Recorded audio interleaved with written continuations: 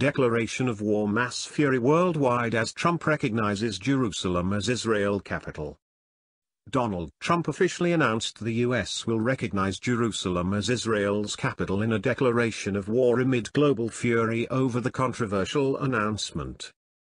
Speaking at the White House today, the U.S. president said his announcement was nothing more than a recognition of reality and the right thing to do, something that has to be done.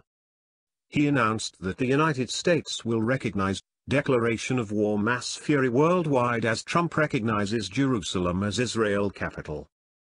Donald Trump officially announced the U.S. will recognize Jerusalem as Israel's capital in a declaration of war amid global fury over the controversial announcement. Speaking at the White House today, the U.S. president said his announcement was nothing more than a recognition of reality and the right thing to do, something that has to be done. He announced that the United States will recognize Jerusalem as the capital of Israel after days of speculation. And he directed the State Department to begin looking for a site for an embassy in Jerusalem, in a move from their existing site in Tel Aviv, a process which is expected to take years, although Trump has signed a 6-month delay to the move. He also said he would remain deeply committed to helping facilitate a peace agreement acceptable to both Israelis and Palestinians despite his announcement, adding the United States would support a two-state solution if agreed to by both sides. But his announcement has been met with global condemnation, with the Tunisian labor union UGTT declaring Trump's speech as tantamount to a declaration of war as they called for mass protests across the Middle East. While a Hamas official called on Arab and Islamic states to cut off economic and political ties with the U.S. Embassy and expel American ambassadors to cripple the move. The Islamist militant group also warned President Trump's decision will open the gates of hell on U.S. interests in the Middle East. Turkey's foreign ministry also condemned the decision as irresponsible and called on Washington to reconsider the move.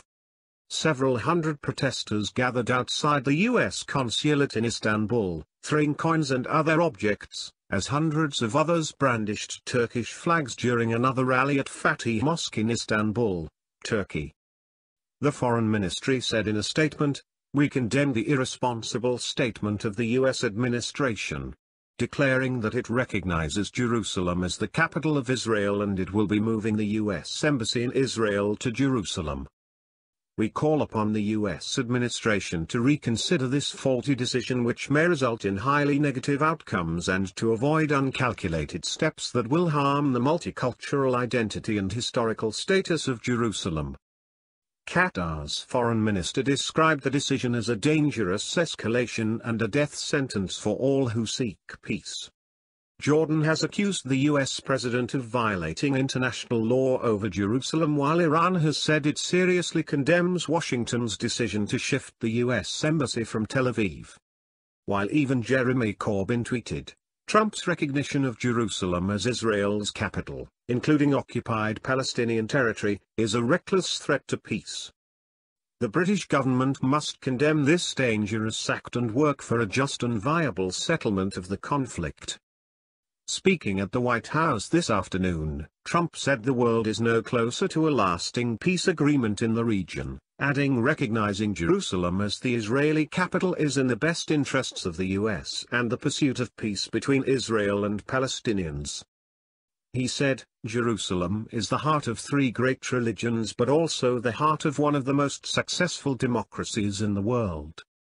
Israeli people have built a country where people of all faiths are free to live and worship according to their beliefs. Jerusalem is today and must remain a place where Jews pray, where Christians walk and where Muslims worship." Trump called his decision a long overdue step to advance the peace process and added, "I have determined that it is time to officially recognize Jerusalem as the capital of Israel. While previous presidents have made this a major campaign promise, they failed to deliver. Today, I am delivering." The Israeli minister Bennett was the first to react to Mr. Trump's speech, saying of the announcement, "Thanks U.S. President, today is a shiny day for the Jewish people."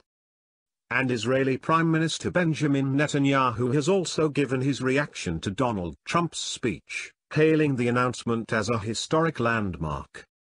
He also called on other countries to follow Washington's lead and move their embassies to Jerusalem.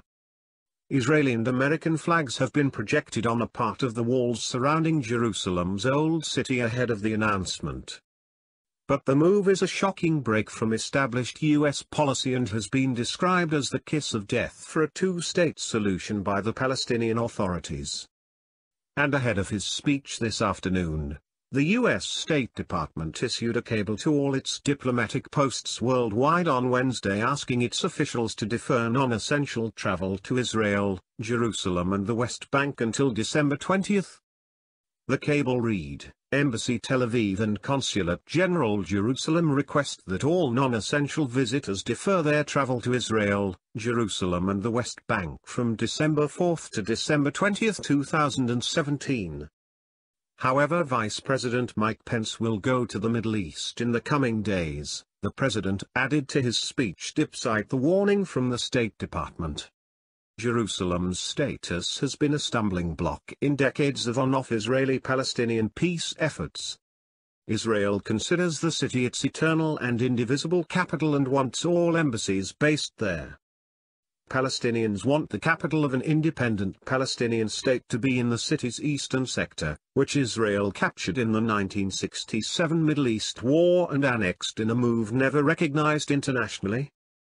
Ahead of his press appearance this afternoon, Donald Trump was bombarded with warnings from both Western and Arab allies who claimed the announcement could potentially threaten regional stability in an already conflicted area. After the speech, United Nations Secretary-General Antonio Guterres said there was no alternative to a two-state solution between Israel and the Palestinians and that Jerusalem was a final status issue that should be resolved through direct talks.